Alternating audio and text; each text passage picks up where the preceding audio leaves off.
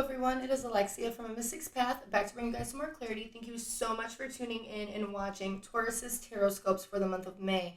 Now this is for my Sun, Moon, Rising, and Mars sign Tauruses. Now before I get started, I want to say if you are new to the channel, please make sure that you subscribe and turn on the notifications so you do not miss any more monthly guidance, weekly guidance, messages from Spirit, pick a card readings, things like this. Now, I want to go ahead and get started and shuffle into what it is that I'm seeing for this month for my Taurian people. Again, Sun, Moon, Rising, and Mars. What does the month of May have in store for my Taurian people, as well as guidance for the month? What is it that they need to be aware of?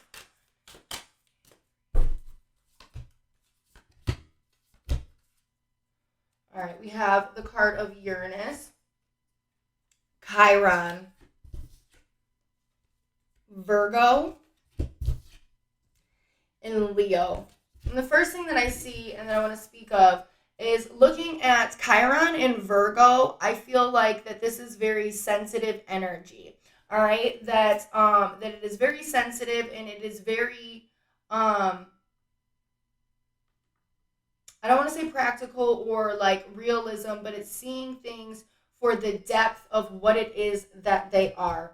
All right, we have the energy of Uranus here, which is showing that there is some surprise and there is some change coming for my Taurian people. Now, this is looking like it's going to be focusing in a lot of your relationships with people and loved ones, marriages, partnerships, and contracts may have, there may be some unexpected change here. Now I want to dive into what exactly are we looking at when we're looking at this Chiron, hurt and heal in Virgo, because I feel like that this is very sensitive energy that is coming in. We also have the energy of Leo, which is self-confidence, creativity, expression, but also being very fixed. And Leo itself can be very stubborn. So I kind of just want to pull and see get more information on what change is coming. Is this going to be something that has to be healed from, or is it starting the healing process essentially?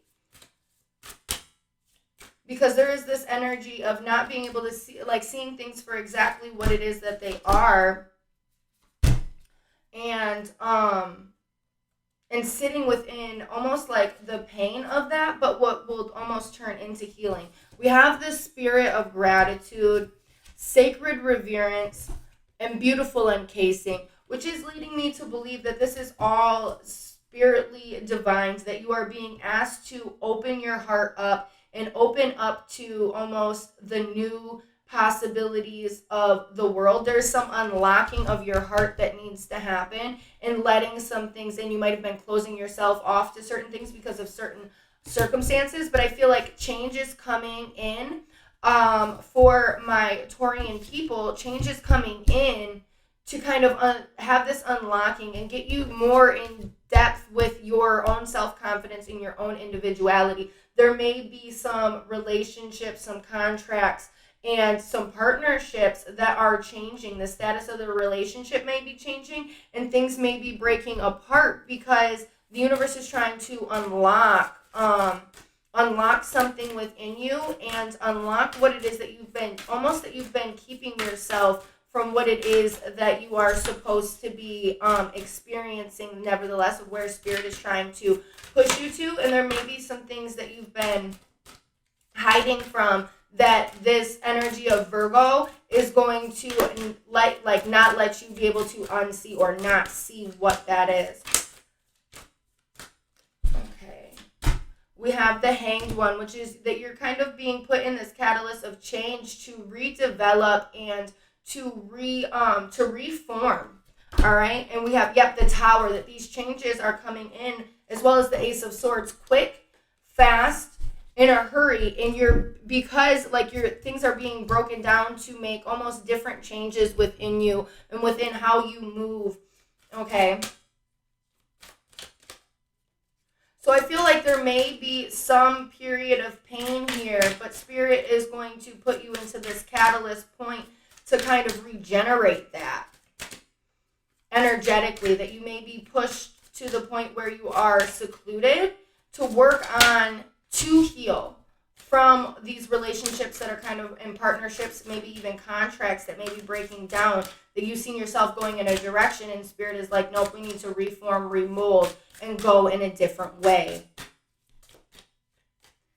And we have the Emperor, the Two of Coins, and the Moon card here, which is showing that you need to be very, very persistent on staying balanced and stable and not falling into what it is that your emotions are doing, what it is that your emotions are saying, and how they can override you. You need to stay balanced and focused, all right, on what it is, and keeping yourself composed and contained in like your posture, but it's not the energy of a facade. Like, the Emperor doesn't do facades. So it's not the energy of a facade. It's the energy of staying focused on being balanced. If your emotions are coming up in a way that they are surging, then you're going to pivot.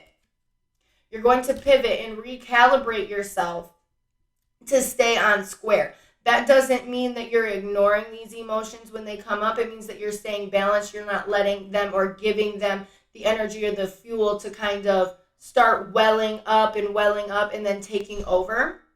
All right, you're checking yourself and you're taking the effort to stay balanced. It's not again, I want to say that it is not a facade. It is pure energy of being balanced. So whatever that looks like to you, how do you have to move things and how you have to kind of do things to be balanced. If you're feeling less than productive, that's fine if you're not getting consumed. You want to make sure that you're not getting consumed either way. You want to make sure that you're not overworking, and you want to make sure that you're not being too lazy.